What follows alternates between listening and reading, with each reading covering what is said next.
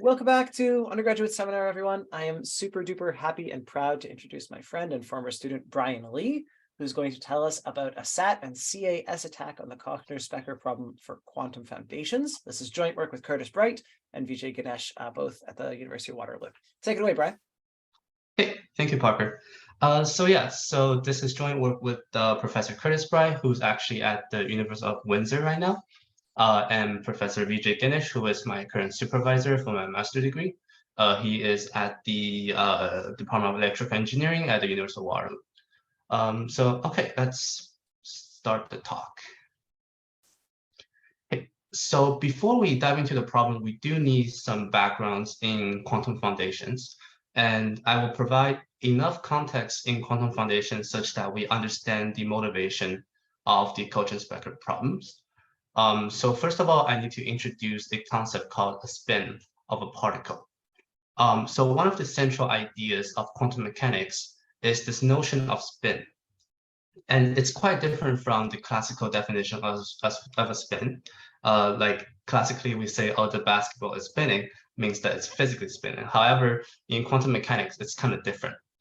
Certain subatomic particles have this intrinsic property called spin, such that given a direction of measurements, this particle can spin up, down, or not at all. Now, this is kind of like an abstract concept right now, but we could kind of observe this behavior by this very famous historic experiment called the Stern-Gerlach experiment in 1922.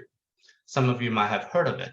And essentially the idea is that we shoot a certain particle into a magnetic field, and we observe the outcome of this process. And in this case, we are dealing with particles where the outcomes, there are potentially three outcomes. So the particles could deviate upwards, it could deviate downwards, or it could continue without any deviation along the same direction that it began with. So we could assign these three behaviors as +1, 0, or -1. And if a particle has a certain spin, we say it's spin 1. A spin 1 particle means that the only possible outcomes for this experiment is +1, -1, or 0. There are also other particles with different spins, like for example, spin 1/2, spin other number of spins. But for the Kochen-Specker experiments, we will only concern about particles with spin 1. So what's the point of this? What are we going with this? The point is now we can introduce something called the spin axiom. And the spin axiom, first of all, when we're looking at this experiment, we say that the outcome could be +1, -1, or 0. Now let's simplify that into two categories in terms of plus and -1. Sorry, in terms of 1 or 0. And the way we do that is we just square the outcome. So if you have +1 or -1 as the outcome, you can just square it and that becomes 1. So then the outcome is either 1 or 0, where deviating corresponds to the outcome 1 and continuing without any deviation corresponds to the outcome 0. Okay, so it becomes binary. And the spin axiom essentially stated this very interesting observation. If you measure this spin in three mutually orthogonal directions, we call it x, y, z, it doesn't matter exactly what the direction has to be, as long as they're mutually orthogonal, right? So you can think of it as the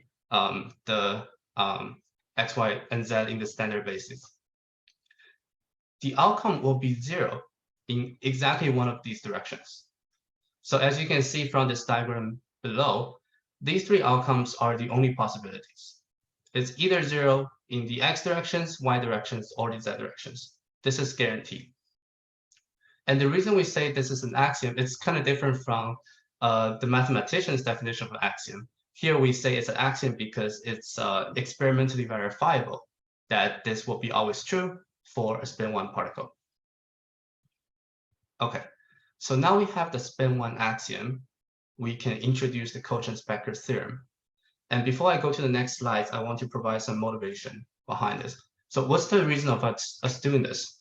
Quantum mechanics or quantum physics in general is quite weird in the sense that people has been debating, do we know the result of a measurement before we measure, right? Because in the classical sense, before we take a measurement, the ball is red or the ball is blue. That's already deterministic. However, in the quantum sense, it's a bit more complicated. So the question that we're asking is there a way to know the outcome before the measurement, like we do in the classical physics, right? And what the Kochen-Specker theorem is saying is that you cannot do that while still maintaining the spin axiom. And I will show why that's the case. So the Kochen-Specker theorem essentially says that it is impossible to assign these 0 and 1 values to a certain vector system in a way that does not violate the spin axiom. And because we know that the spin axiom is experimentally verifiable, we say that the particle does not have a predetermined spin in every direction. So this is a 31 vector Kochen-Specker system. It's not the only system that can show this observation. We could have other kind of system with more vectors as well, as long as you can find a finite number of vectors in 3 dimensions such that there's a contradiction. Now let's look at why there's a contradiction. So in this diagram here, I marked 3 vectors. So what you can think of these, they look like points, but they're actually vectors. So there's a sphere in the middle, and you can think of starting from the center of the sphere, extending out a vector from the center of the sphere to each point, and that will be the corresponding vector for each of these points, right? So if you look at the 1, 1, and 0 in this case, it might not be very obvious, but these 3 vectors are actually mutually orthogonal to each other, right? This is the first vector, the second vector, and the third vectors. So by the spin axiom, one of them must be 0, and the other 2 must be 1. So this is fine. It's satisfying the spin axiom. We're assigning 0s and 1s to the vectors. Great. However, if you keep doing that to all of these vectors here, eventually you will reach a contradiction. You will reach a point where one of these vectors has to be assigned 0 and 1 at the same time, which doesn't make sense. So this is a system developed by a very renowned mathematician, John Conway, who unfortunately recently passed away, and Simon Kochen, who is a very famous physicist. And this is currently the smallest such system, such that you can think of it as a counterexample to this argument that we can assign a predetermined result to certain observables, right? So the question here is that, can we use less than 31 vectors? Would that be something possible? Like, what's the smallest number of vectors that we can use such that we can demonstrate this contradiction? And that is the Kochen-Specker problem that we're studying. So currently, the best known result is that there is a lower bound such that at least 22 vectors are required. So we know that the smallest Kochen-Specker system lies between 22 and 31. And this current result was done by translating a hypothetical 21 vector CAS system into a 21 vertex graph and extending that to 22 vectors and essentially performing an exhaustive search. So Parker has a question in the chat. I know that Conway has some strong opinions about free will. Yes, it actually does. So in his free will paper, the Kochen-Specker theorem and this particular system is actually mentioned. And he actually gave a 7 series of lectures at Princeton about the work. I think his result on the so-called free will theorem is quite interesting. I haven't looked too much into it. I think the name itself is definitely very eye-catching. But it's not what most people think it is. It's not saying that particle actually has free will. in the normal sense that we define it. But yeah, it's definitely very, very close to that work. Yeah. Okay, so back to this. The problem with this result, the problem with this approach is that it's pretty much brute force, right? You're enumerating over a huge number of such graphs, and we know that the search space for graphs has a combinatorial explosion as the order increases. So they did it to prove that the lower bound is at least 22. The problem is that it took 75 CPU years, even with the best graph enumeration algorithms. So they had to stop there because going above that to order 23, 24 is essentially impossible, or like it requires a huge amount of computational power. So before I talk about some recent results, I want to talk about some motivation behind this. Theoretically, obviously, as mathematicians, we find this problem to be interesting, right? What's the smallest system such that this property exists?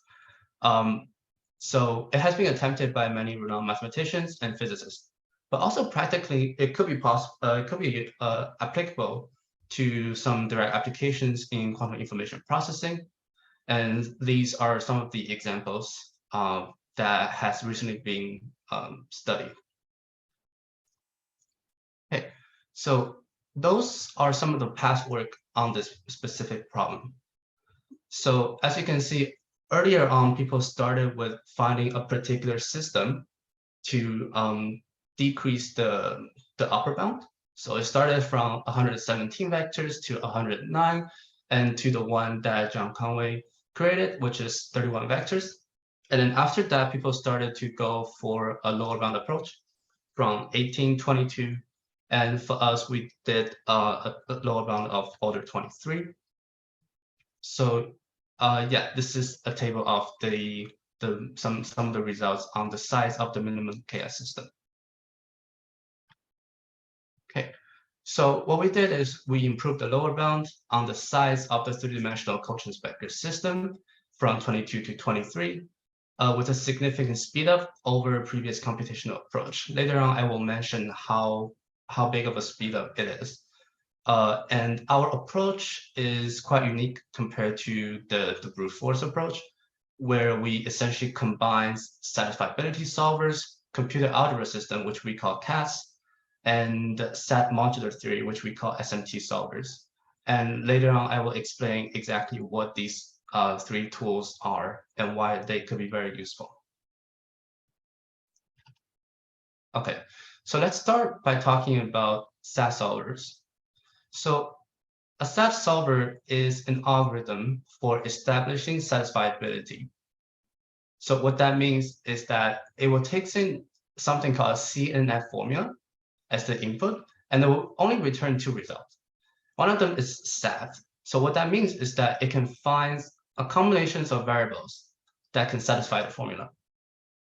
And it will also tell you explicitly what the combinations of variables are. Or it could return nsat, and that means that it can demonstrate that no such combination exists, such that no matter how you assign the variables, this formula just cannot be satisfied.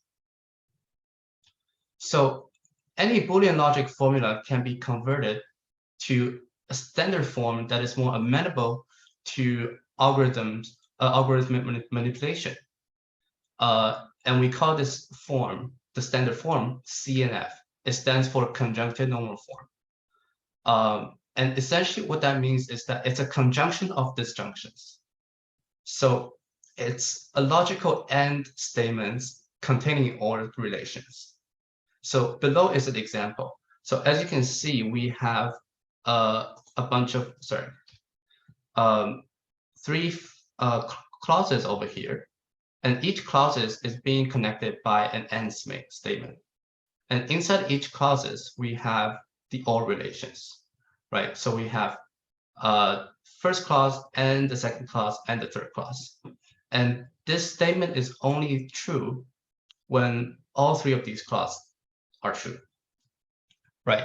So if we look at this, can we find a satisfying assignment for this particular formula? Let's do that as an exercise.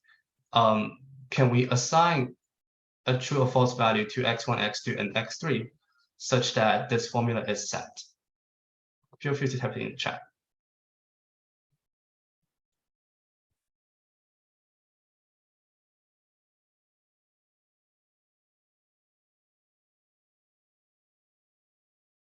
Yeah, so Parker said assigning x1, x2, and x3 to all be true. That definitely works. And if you notice, because x3 is in each of these formula, and in this form, as long as x3 is true, this entire formula is true, right? It doesn't matter what x1 and x2 is, because if x3 is true, then the first clause is going to be true, the second one is also going to be true, and the third one is going to be true as well. Therefore, the entire formula is going to be true. So if you pass this formula into the SAS solver, the SAS solver will tell you SAT, and it will also tell you a satisfying assignments that make this equation SAT. Okay, great. So now let's talk about computer algebra system. A computer algebra system can perform calculations and manipulate expressions from many branches of mathematics. Examples of that includes, row reducing a matrix. It can evaluate sums or integrals, derivatives. It could compute symmetries of combinatorial objects. And what we mean by that is, for example, it could answer questions like, are these two graphs isomorphic, in a relatively efficient manner. So the two commercially successful CAS programs are Maple and Mathematica. These two are pretty commonly used. So there has been extensive usage of both SAS solvers and computer algebra systems in solving mathematical problems, specifically combinatorial ones. But there are certain limitations to both of these tools. And so I will introduce the motivation for using this combined approach. We want to provide the best aspect of both the SAT and CAS approaches while minimizing the weakness of each respective tools. So what are the weaknesses of SAT solvers? Well, when you encode a problem into SAT encodings and you tell the SAT solver to solve it, the problem is that the solver lacks mathematical expressiveness, right? So when you encode it into Boolean variables, you essentially lose some information. One very classic example is the pigeonhole principle, right? Pigeonhole principles are not too hard to prove for us. But if you encode it into CNF, into conjunctive normal form, and you tell the SAS solver to solve it, it's actually a hard problem. Because SAS solver doesn't really know that SAS solver only look at the encoding and then lose information of the proof of pigeonhole principles, right? So that's very interesting. And what's the problem with CAS, computer algebra system? It seems very powerful, right? It can solve derivatives and things like that. The problem is that it's not very good for large scale problems, right? If you have a problem with, say, millions of variables, computer algebra system doesn't scale very well, but SAS solver does.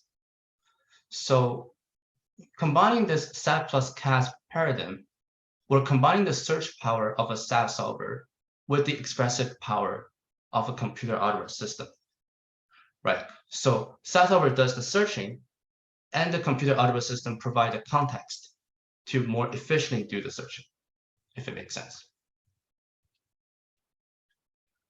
Okay, so let's try to solve the problem. Remember the problem that we proposed before. We first want to convert the spin axiom to something we call 0-1-0 causality. And the reason we want to do that is we essentially want to convert this problem from a vector system problem to a graph problem, because graphs could be easily encoded into SAS solvers, right? So we know that the square spin components of a spin 1 particles are going to be 1, 0, and 1, like we stated before, in the 3 directions. So if we ask the questions, is the square spin 0 in 3 mutually orthogonal directions, we can assign the answer yes to 1 and no to 0. So what that means is that you will get 0, 1, 0 for 3 mutually orthogonal directions of measurements in a 3-dimensional Euclidean space. right? So we can, instead of saying a spin axiom, we can say this is 0, 1, 0 cardability. And such that we have two orthogonal vectors that cannot both be assigned to 1, and three mutually orthogonal vectors are not all assigned to 0. And if you combine these two conditions together, you will see that this is essentially saying for three mutually orthogonal vectors, the only possible combinations of assignments is going to be 0, 1, and 0. So you see that we kind of flip the 1, 0, 1 to 0, 1, 0, which could be a little bit confusing, but it's just a convention that we're using because previous literature has been using 0, 1, 0 more regularly. So we kind of have to flip this notation as well. But they are equivalent, 1, 0, 1, 0, 1, 0. It doesn't really matter too much. Okay. So now we go into the part where we want to convert this problem into SAT encodings. And this is interesting because the problem itself doesn't seem too intuitive. Like, how can we convert that into a SAT encoding? Because SAT encoding requires you to have Boolean variables that can only be assigned true or false, right? So it seems quite limited to problems about vector systems, but we'll see how we can do that. And the first step is to use something called an orthogonality graph. I'm not sure if this definition is, I guess, like common in combinatorics, but the way we define it is that an orthogonality graph is a graph where the vertices correspond to the vectors, and we connect the two vertices if and only if their corresponding vectors are orthogonal. So the reason we're doing that is, imagine the 31 vector system that we saw before from John Conway. We can convert that into a graph such that we create a vertex for each of the vectors, and we connect the two vertices if the corresponding vectors are orthogonal to each other, right? So if you have three mutually orthogonal vectors, that essentially correspond to a C3 subgraph, a triangle subgraph, right? So that's why we're using orthogonality graph, because we can convert this problem into a graph problem. So now, instead of saying finding a vector system, we can say we're finding a graph that satisfies a certain characteristic.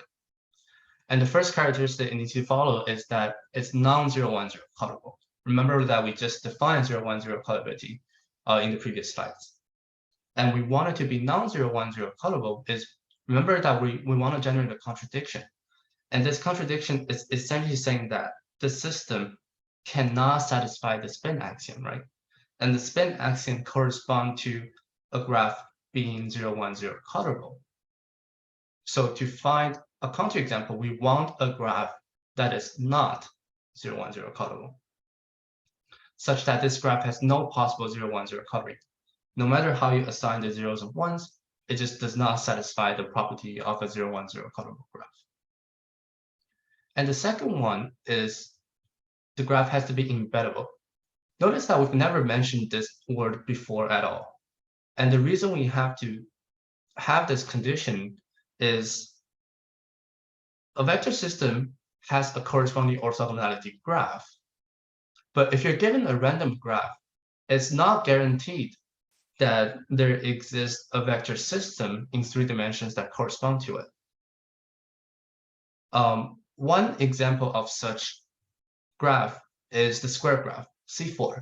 So C4 is going to be just a square, right? So it has 4 vertices, but there is no corresponding vector system in 3 dimensions to that. And the reason is, I wish I can annotate, but the reason is that you have, let's say you have this square and you pick 2 of the diagonal vertices, and these 2 diagonal vertices are both connected to the one on the upper left, let's say. So what that means is that these 2 corresponding vectors are orthogonal to that vector as well. However, if you look at the lower right, these 2 vectors must be orthogonal to that as well. So that implies that these 2 vectors along the diagonals here must be collinear or equal to each other, which doesn't make sense because we want them to be distinct, right? So if you have a square, there is no corresponding vector system in 3 dimensions. So that just means that there are certain graphs that cannot be converted back to a vector system, which is not very useful in our case, right? Because eventually we want a vector system, not a graph. We have to convert it back. So in addition, we have certain properties here that previous paper has proven mathematically. And the first one is the one that I mentioned. The graph must be square free, right? It must not contain a C4, because if it does contain a C4, there's no way for us to trace this graph back to a vector system. The second one is that every vertex of G must have minimum degree 3. We won't go over the proof for each of these, but we will talk about them because we're using them in the encoding to reduce the search space. Okay, and the third one is that every vertex of this graph is contained in at least one C3 subgraph. So that's a triangle, right? Every vertex is part of a triangle, essentially. Okay, so now with these constraints in mind, what we want to do is we want to create a problem that tells the SAS solver to find graphs that are square free, that has minimum degree 3 for each vertex, that satisfy the triangle constraint, and is also non-zero 1 0 callable. Notice that I skipped over embeddable because we don't think that the embeddability can be encoded into SAT. So there are certain limitations, but other than this one, the rest of them we can actually just encode them into a SAS solver. And we will go over how we are doing that. So before we even start encoding, we need to create a variables, right? We need to create a Boolean variables. And what we do is we assign a Boolean variables for each edges between vertex I and j. So for a simple graph, there are total n choose 2 such variables. If Eij is true, that means that the vertex I and j are connected. Great, so now we can describe this graph using Boolean variables. Additionally, because we have a constraint about triangles, it might be helpful for us to have triangle variables as well, right? So we assign Boolean variables t subscript ijk for a C3 subgraph containing vertex I, j, and k. So there are in total n choose 3 such triangle variables. And if t is true, then that means that the vertex I, j, and k are mutually connected.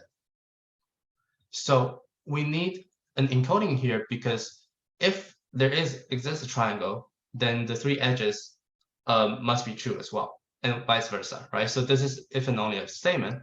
So we say that t of ijk is true if and only if eij and eik and ejk. And this essentially translates to the triangle exists if and only if the 3 edges in it exist, right? Which makes sense. And notice that this is not in conjunctive normal form yet, but you can easily convert the if and only if into conjunctive normal form. Great, so now we have created the variables. Let's talk about the encoding the constraints. Okay, so how do we say the graph must be square free? Well, the way we do it is for every choice of 4 vertices in the graph, because that's how many vertex we need to make a square, right? We block all possible squares in this graph. And the way we do it is, as you can see from this diagram on the left, there are 4 vertices, and these are all the possible edges in between these 4 vertices. It's essentially complete graphic, K4, right? And what we say is that, so how many squares are in this graph? Can anyone tell me how many squares there are?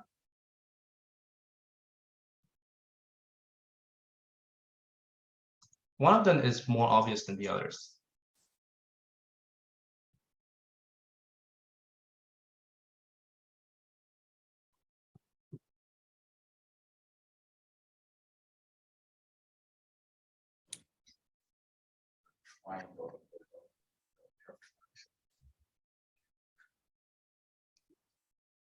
Okay.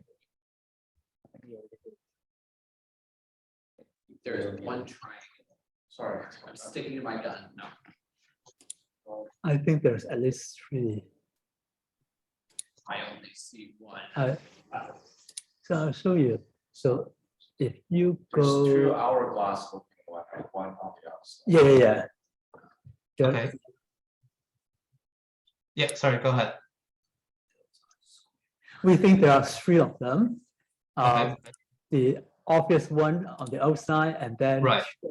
the other 2 are look like hourglasses.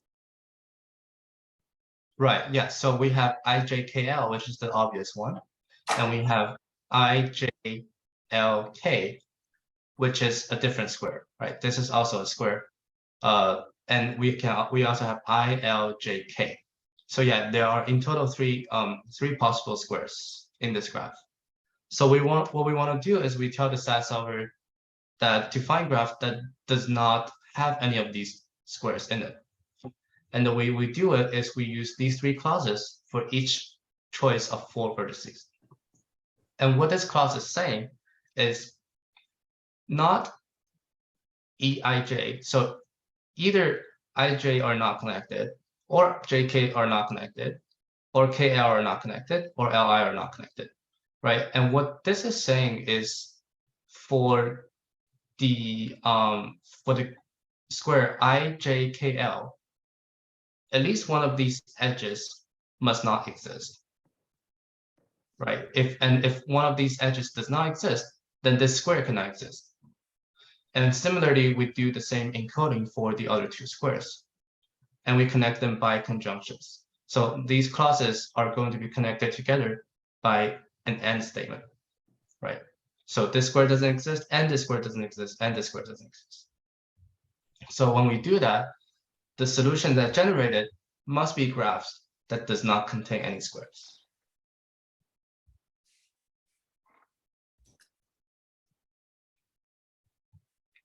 Okay, I'll pause here for a little bit and then move on to the next constraint.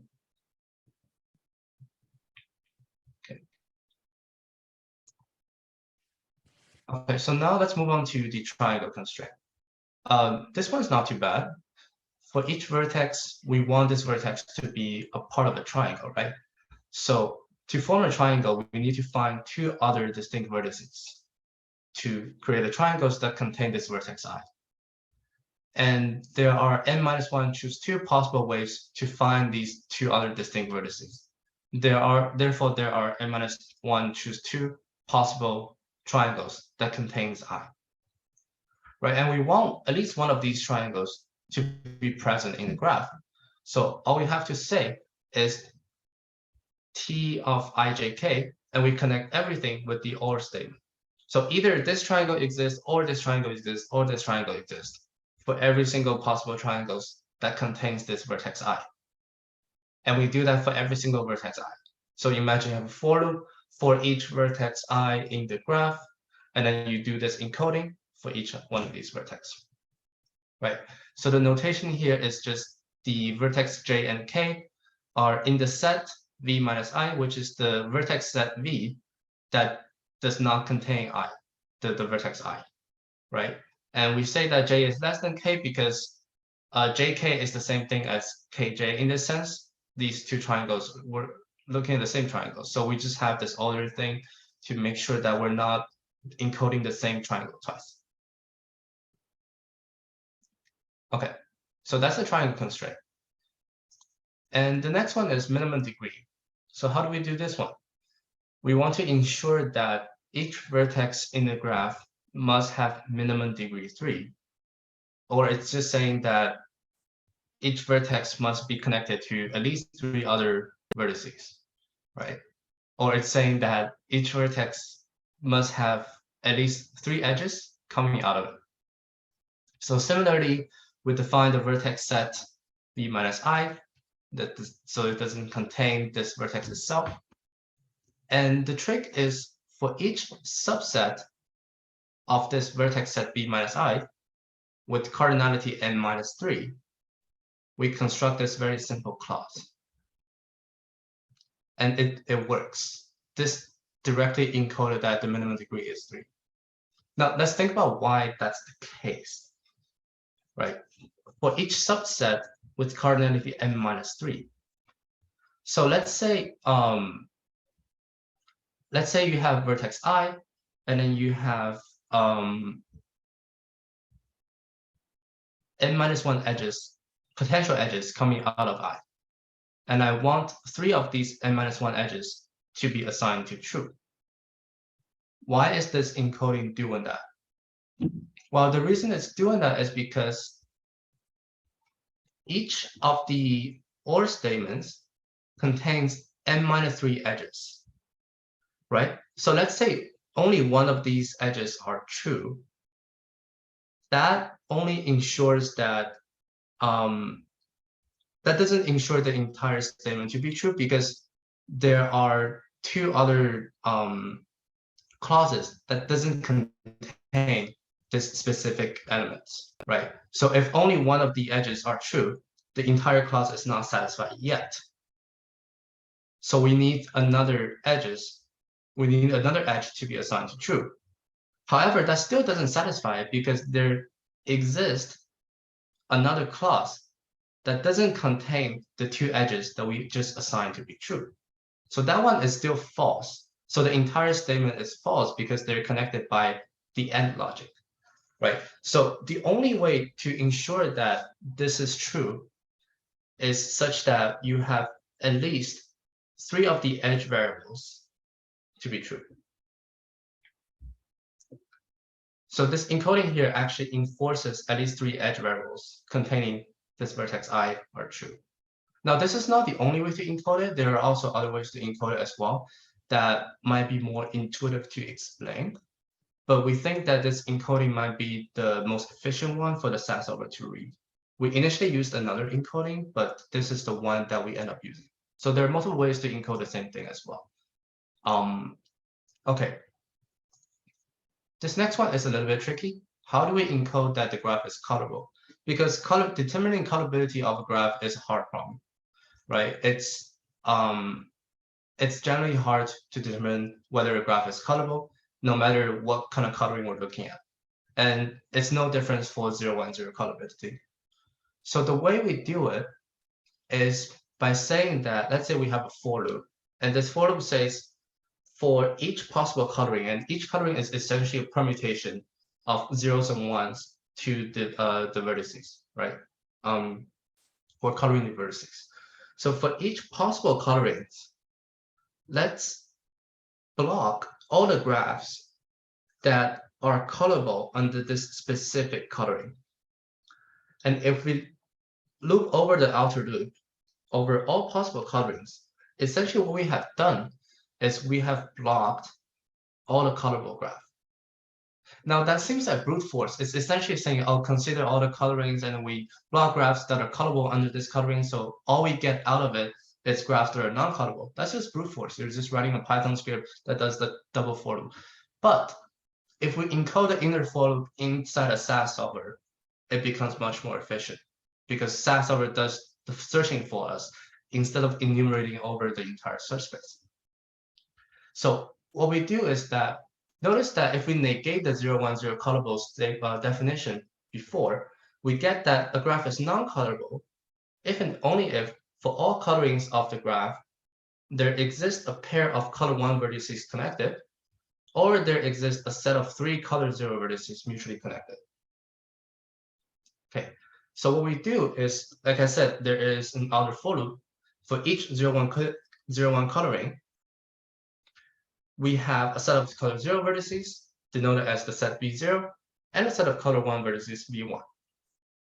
So given this specific coloring, we use this clause below.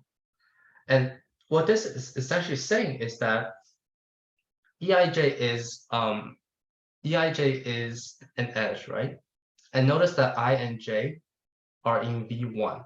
So we're saying that I and J are vertices that are colored 1. So we're saying that one of these edges must exist.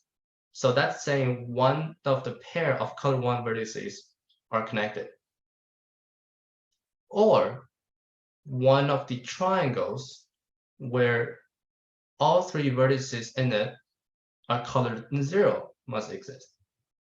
So this enforces that this specific coloring is not a 0, 1, 0 coloring of the graph, since either a pair of color 1 vertices is connected or a set of 3 color 0 vertices is mutually connected. So by definition, it's not 0, 1, 0 colorable under this coloring.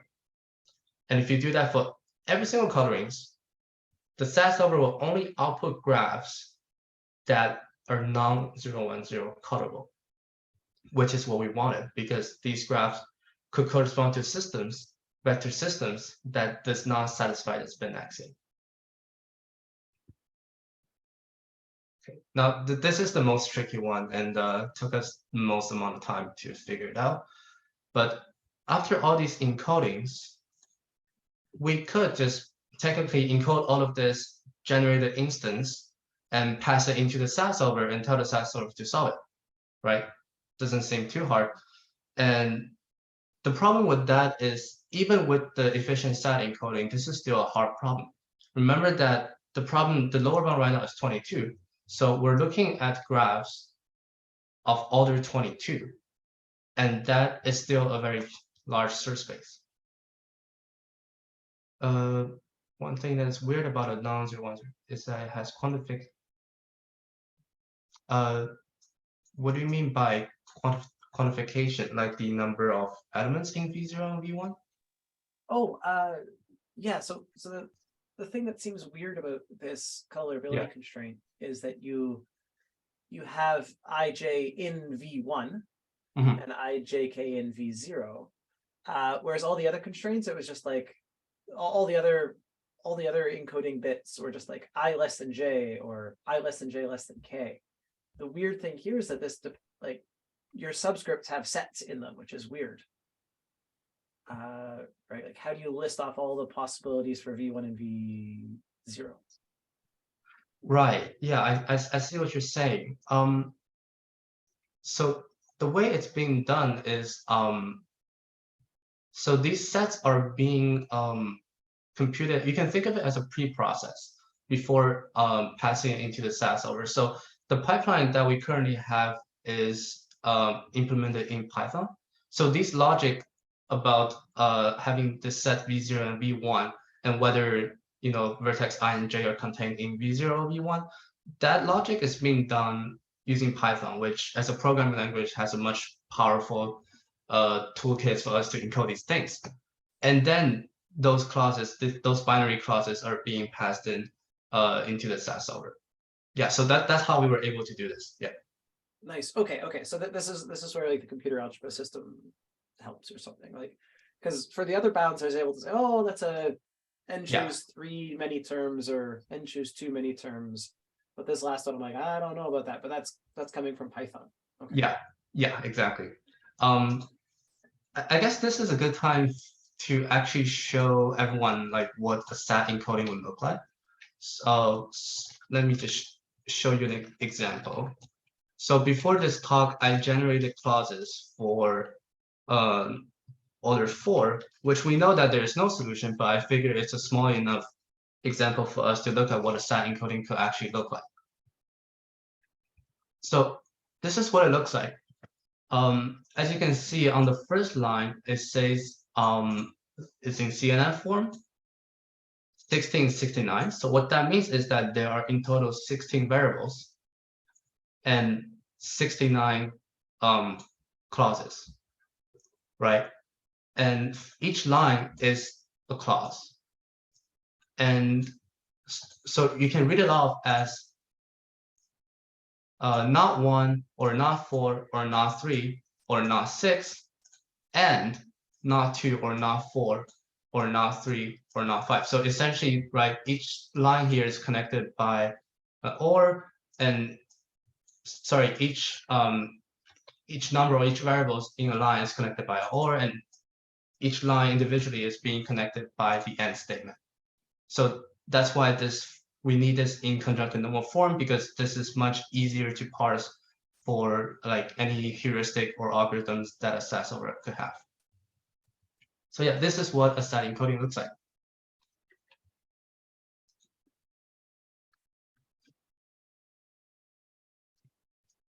Okay.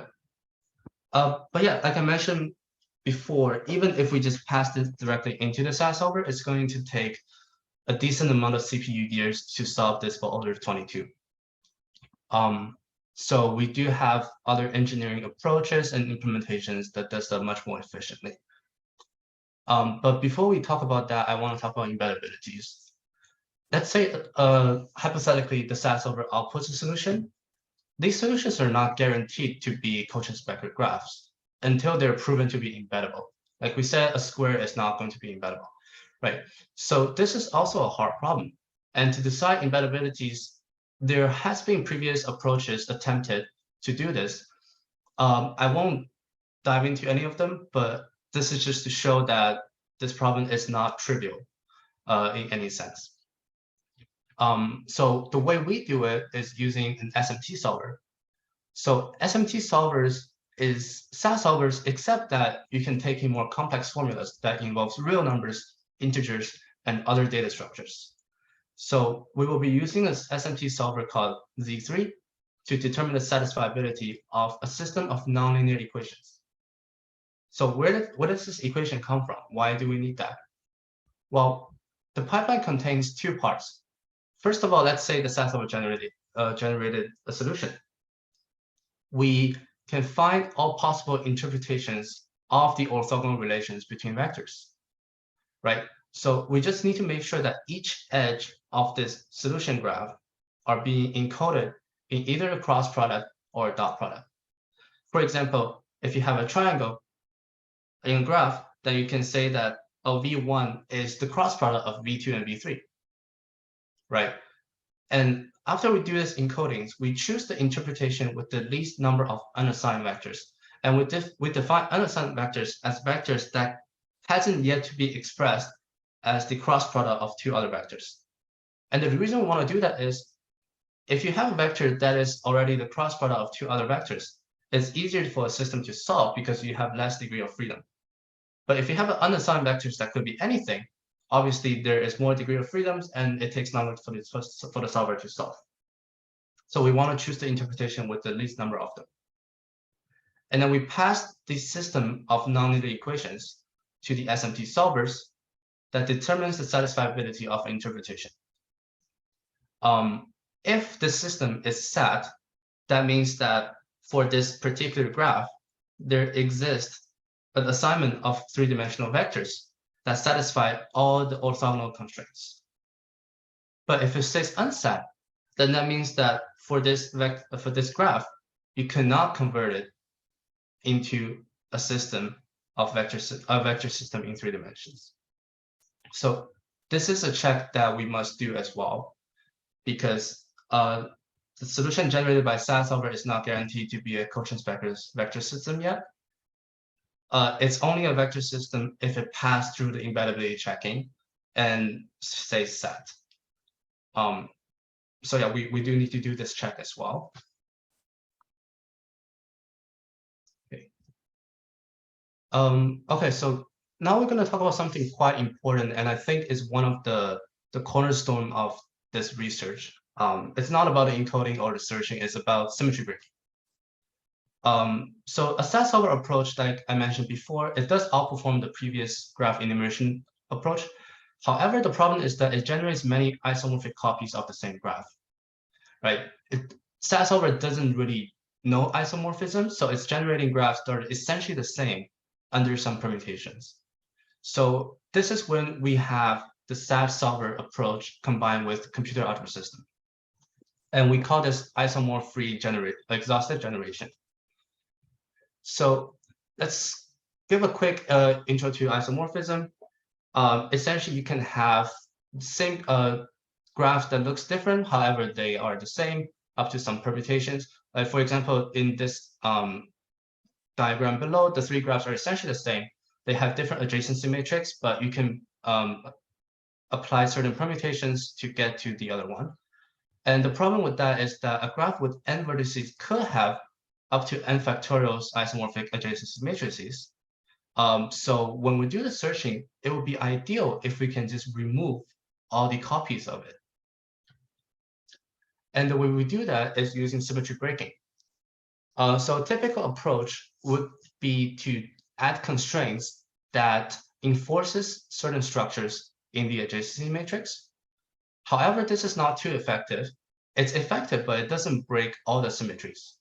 So we propose something different. We define a canonical object, a canonical representation of the adjacency matrix. And the good thing about that is that every isomorphism class has exactly one canonical representative. So if we can use that canonical representative, we can discard all the other copies. If an object is canonical, then its parent, and we define parents as any upper left submatrices, is also canonical. And this is super powerful, as we will see very soon. So this approach has been existing for a while, but it was never implemented inside a SAS solver. So adjacency matrix is canonical if its entries below the diagonals is lex smallest. This is our definition. There could be other definitions of canonical. So for example, in these three matrices, only the last one is canonical, because if you read the lower triangles, on this one you have 1, 0, 0, this one is 0, 1, 0, and this one is 0, 0, 1. So 0, 0, 1 has the smallest lex order. Therefore, we say that this representation is canonical. So technically, we can discard the other two because they are isomorphic. So canonical testing does have some overhead. Obviously, you have to check if a graph is canonical or not. However, it is still worth it because every negative test saying that a graph is non-canonical actually prunes a large part of the search space. So verifying a matrix that is non-canonical is often very fast because it only requires us to find a single permutation that gives a smaller lex matrix. So the way we do it is we have a SAS solver. SAS solver inputs partial solutions, which is adjacency matrix, to the computer algebra system, and the computer algebra system tell the SAS solver if it's canonical or not. If it's non-canonical, we not only block this particular representation, but we also block all the extensions of it. And the reason is that all the extensions of this particular graph will also be non-canonical. Sorry, I'm going a little bit fast, but I only have 2 minutes left. So this is very effective, as you can see from the speed up. This is comparing only running the SAS solver, comparing to running the SAS solver with this canonical blocking, non-canonical blocking approach. And as you can see, the speed up factors increases almost exponentially as the order increase. And the reason is that as order increase, you have more and more isomorphic copies of the graph. Therefore, this approach is more and more effective.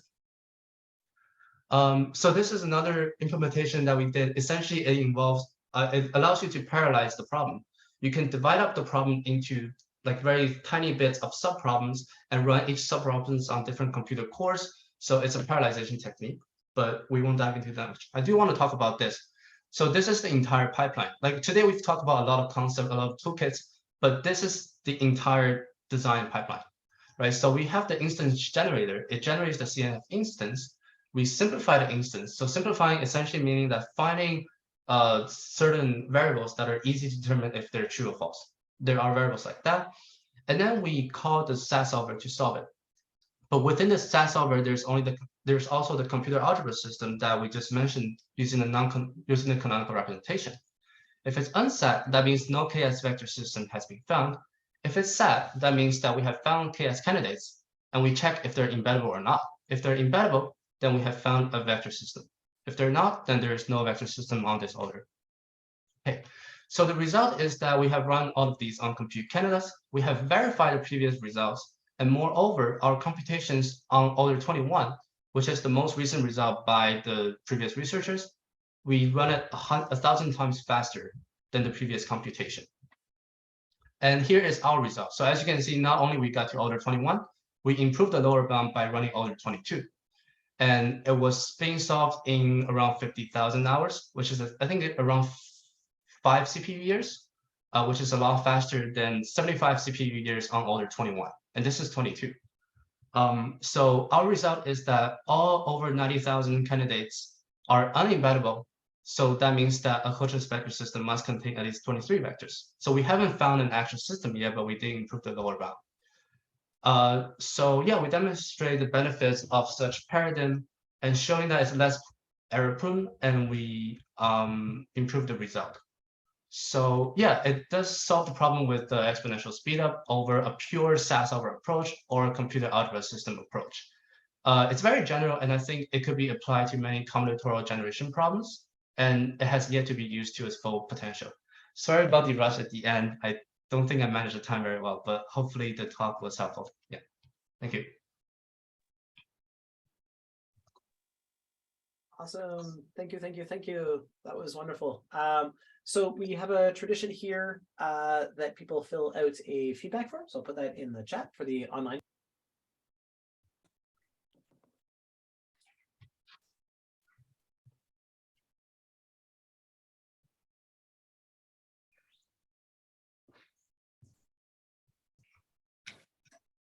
So that is in the chat for the online people.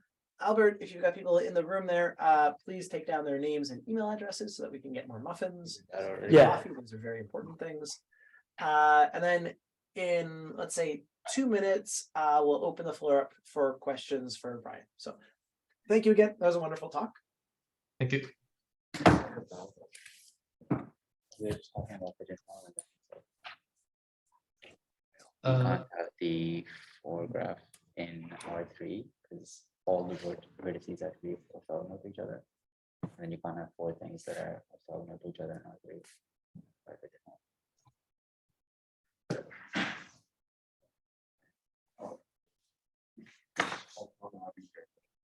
Yeah. You only have to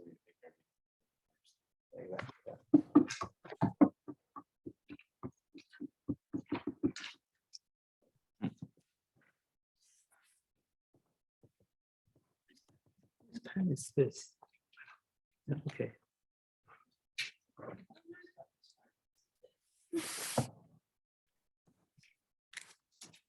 got four things and you're trying to put them into three. Therefore, one of them must not be orthogonal to another. Okay, cool. Let's open up the floor for questions. Thank you for filling out the seminar feedback thing and putting your names down. Does anyone have questions for Brian? I can start by answering the question in the chat.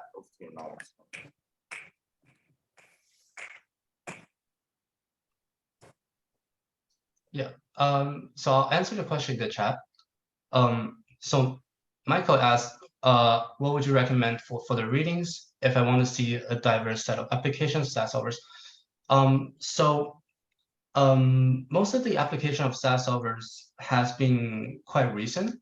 And the reason is that like SAS solver has been existing for a while, but most recently, because of some engineering, SAS solvers has become much more effective than before.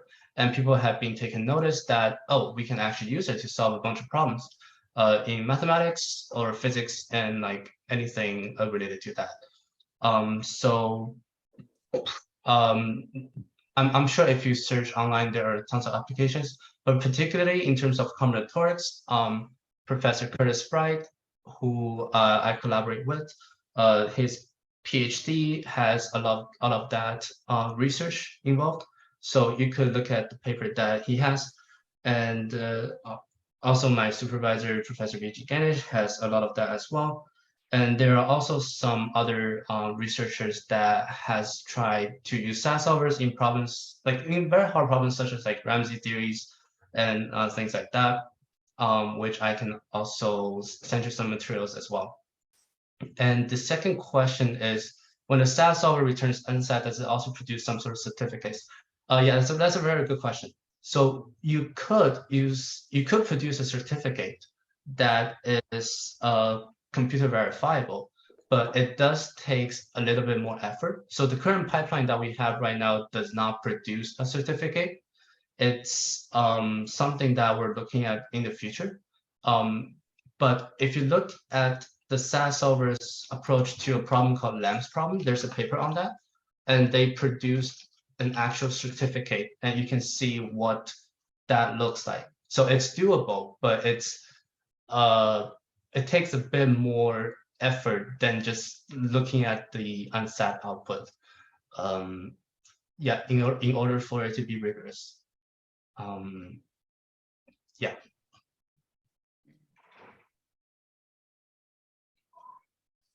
Did you guys write your own SAT solver, or was it like a? No, they package? used Z3. That's it. Z3 is the SMT. So the SAT solver that we used is MapleSat, which is developed within our research group. Yeah, and I think it is one of the more effective SAT solver recently. And the reason we want to use MapleSat is because we want to incorporate the computer algebra system as part of the SAT solver. Because as you can see from the slides before, this is done within the SAT solver, right?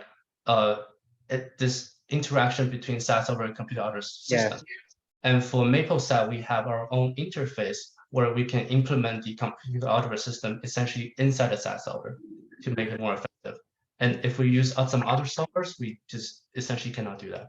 Yeah. Is this like partial solution coming as a result of like dynamic programming techniques, or is this just like mid-run you generated? So it's part of the heuristic of SAT solver, because when SAT solver is doing the solving, it's essentially just generating partial solutions. So partial solutions is essentially assignments to part of the variables, right? If you have, let's say, 120 variables, maybe 20 of these variables, the SAT solver already has assignment to it.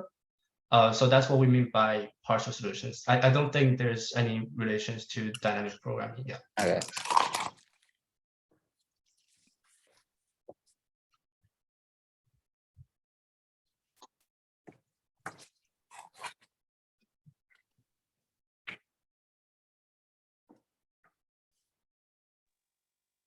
Cool. Well, thank you very much for the talk. It's been a pleasure. We have one more talk in the seminar. That's next week. Albert Lai is going to be stepping in for Jesse Maltese to tell us about modal logic. So I can see Albert waving.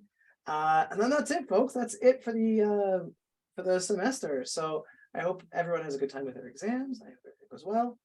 It's a pleasure to see you all, and look forward to seeing you next week. Thanks a lot. Thank you for inviting me. Yeah. Yeah. Thank you. Thank you.